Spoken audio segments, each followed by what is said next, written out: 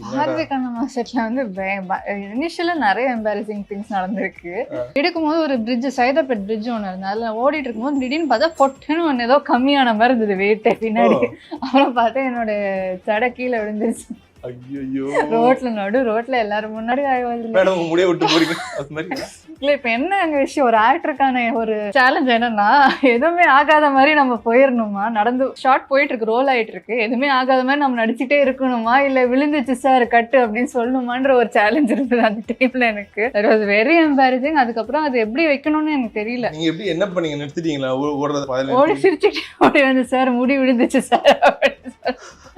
ரொம்ப கஷ்டமா, very embarrassing actually. Middle of public எல்லாத்துக்கும் முன்னாடி விழுந்தது.